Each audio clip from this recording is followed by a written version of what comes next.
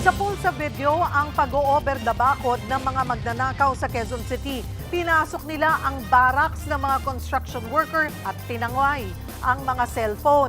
Nasa frontline ng balitang yan si Carol De Asa. Sa isang construction site na ito sa Barangay Holy Spirit, Quezon City. Nasa pool sa CCTV ang pag-akyat ng lalaki sa bakod. Madaling araw nitong Martes. Maya-maya pa, tinulungan niya ring umakyat ang isa pang lalaki. Maingat at tahimik nilang pinasok ang site. Sa isa pang kuha ng CCTV, kitang dumiretso ang dalawa sa barracks na mga construction worker. Hanggang sa isa-isa nilang sinipat at tinangay ang cellphone ng mga natutulog na trabahador.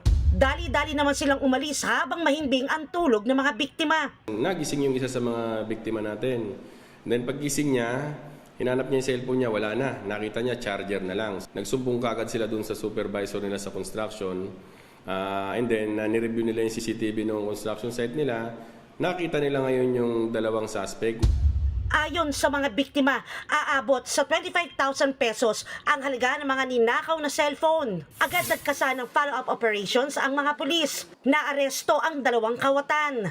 Ang isa sa kanila, minor de edad pa man din. Yung dalawa is magbarkada lang sila. So siguro, dahil siguro sa pangangailangan, kaya siguro nila nagawa yun.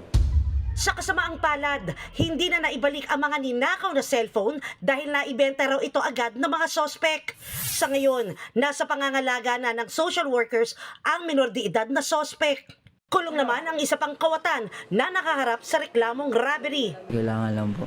Wala kang pangkain sa araw-araw, kailangan lang po.